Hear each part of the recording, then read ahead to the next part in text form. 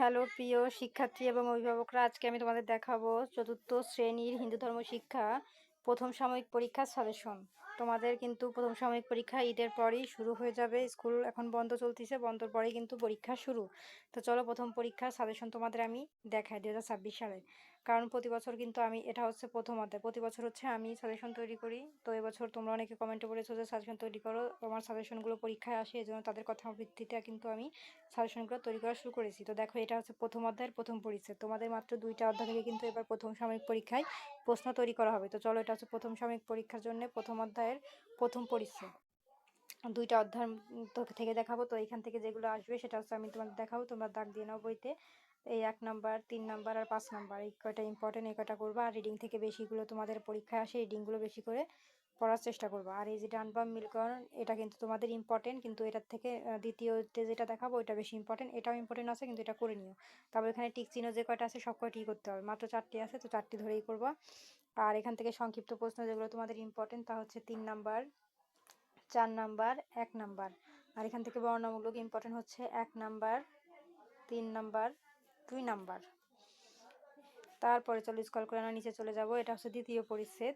তো দ্বিতীয় পরিচ্ছেদ থেকে আমরা দেখবো, দেখো এখানে আছে রিডিং থেকে কিন্তু তোমাদের অনেক প্রশ্ন আছে। দেখো এখানে আছে উপাসনা। তো আমি যদি এখানে একটা কি লিখে দিই তাহলে একটা প্রশ্ন হয়ে যাচ্ছে যে উপাসনা কি, বা এই যে এখানে বলেছে যে ধর্মের গুরুত্বপূর্ণ অঙ্গ। তাহলে আমরা যদি বলি যে ধর্মের গুরুত্বপূর্ণ অঙ্গ কি, তাহলে এই যে প্রার্থনা ও উপাসনা ও প্রার্থনা হলো ধর্মের গুরুত্বপূর্ণ অঙ্গ। তাহলে তুমি রিডিং করলে কিন্তু অনেক প্রশ্নের উত্তর পেয়ে যাবা। দেখো এখানে আছে উপাসনা শব্দের অর্থ নিকটে বসা। তো তোমাদের টিক চিহ্নে আসতে পারে যে নিকটে বসা শব্দের অর্থ কি, এই যে উপাসনা হবে। তাহলে তোমরা উত্তর পড়লে কিন্তু এইখান থেকে, মানে এই রিডিংগুলো পড়লে অনেক উত্তর পেয়ে যাবা, যেগুলো তোমাদের পরীক্ষায় প্রশ্ন লিখতে বা সংক্ষিপ্ত প্রশ্ন, টিক চিহ্ন বা যাই বলো সেগুলোতে অনেক সহায়তা করবে। তো এই জন্য রিডিংগুলো বেশি করে পড়বা, এর মধ্যে কিন্তু অনেক প্রশ্ন তোমাদের আসে। ঠিক আছে। তারপর দেখো এখানে আমাদের আছে যে দেহ মন পবিত্র হয়। তো তোমাদের পরীক্ষা আসতে পারে যে কি করলে দেহ মন পবিত্র হয়। তোমরা লিখবা যে উপাসনায় করলে দেহ মন পবিত্র হয়। তো রিডিংগুলো পড়লে কিন্তু অনেক কিছু সন্ধান তোমরা পাবা, যেগুলো পরীক্ষা আসে। তোমাদের অনেক কিছু কিন্তু রিডিং থেকে আসে, তোমরা রিডিং পড়া না দেখে লিখতে পারো না, আর ভাবো যে এইগুলো বাইরের থেকে এসেছে, কিন্তু বাইরের থেকে কিচ্ছু আসে না, সব এই বইয়ের ভিতর থেকে আসে। তো দেখো দ্বিতীয় পরিচ্ছেদের থেকে এইখান থেকে যেগুলো ইম্পর্টেন্ট সেগুলো তো আমি দেখাবো, কিন্তু বেশিরভাগ রিডিং করবা, রিডিং থেকে অনেক আসে। এই 4, 6 এগুলো কমপ্লিট করবা। আর এখানে যে ডান বাম আছে এটা কিন্তু অনেক 100% ইম্পর্টেন্ট একটা ডান বাম মিলকরণ। আর টিক চিহ্ন যে কটা থাকবে সব কয়টি করবা, এখান থেকে টিক চিহ্ন কমাবো না।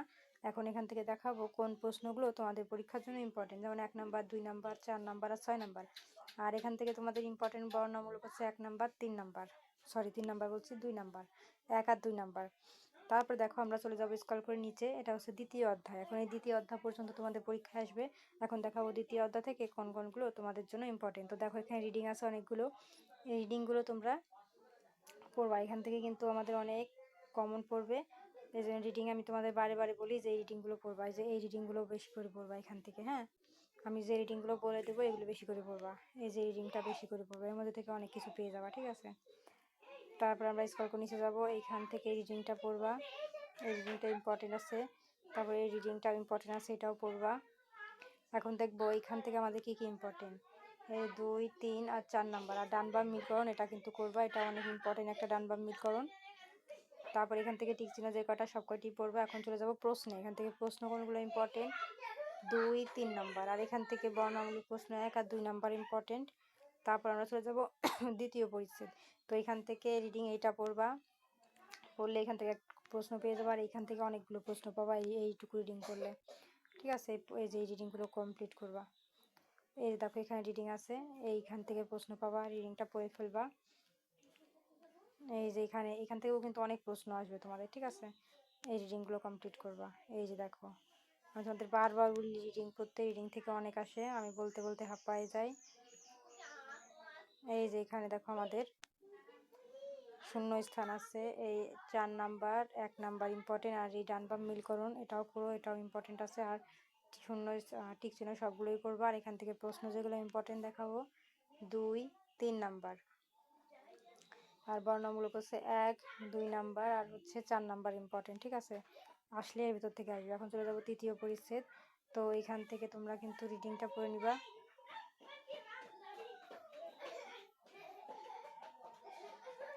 যেমন ধরো এখানে তোমাদের প্রশ্ন আসতেই পারে যে মহিষী নারী ও রানী রাসমণির সম্পর্কে বর্ণনা করো। তো তোমরা যদি এই রিডিংটা পড়ো তাহলে কিন্তু বর্ণনা করতে পারবা। তো দেখছো কিভাবে প্রশ্নগুলো পরীক্ষায় আসে। আমি তো তোমাদের বলে দিই রিডিং থেকে অনেক প্রশ্ন তোমাদের আসে, কিন্তু তোমরা তো কষ্ট করে রিডিংগুলো পড়ো না, এই জন্য তোমরা পরীক্ষায় কম নাম্বার পাও। আর এখান থেকে যেগুলো ইম্পর্টেন্ট 2 আর 3 নাম্বার, আর ডান বাম মিলকরণ এটা করলে করো, না করলে দরকার নাই, উপরে এগুলো ইম্পর্টেন্ট আছে। আর টিক চিহ্ন মাত্র তিনটা ধরেই করবা। আর এখান থেকে হচ্ছে তোমাদের সংক্ষিপ্ত প্রশ্ন এই 2 নাম্বার ইম্পর্টেন্ট, আর হচ্ছে বর্ণমূলকের মধ্যে হচ্ছে শুধু 1 নাম্বার ইম্পর্টেন্ট। তারপরে চলে যাবো তৃতীয় অধ্যায়। এখন তৃতীয় অধ্যায় কিন্তু আমাদের পরীক্ষায় আসবে না, তো তোমাদের দ্বিতীয় অধ্যায় পর্যন্ত আসবে। তো দ্বিতীয় অধ্যায় এই পর্যন্তই। তো পরবর্তীতে অন্যান্য সাবজেক্টের সাজেশন দেখার জন্য অবশ্যই সাবস্ক্রাইব মাই চ্যানেল। আর ভিডিওটি কী কোথা থেকে দেখছো অবশ্যই কমেন্টে বলবা। আর রিডিংগুলো বেশি বেশি করে পড়বা, তাহলে দেখবো অনেক কিছু কমন পড়ে গেছে।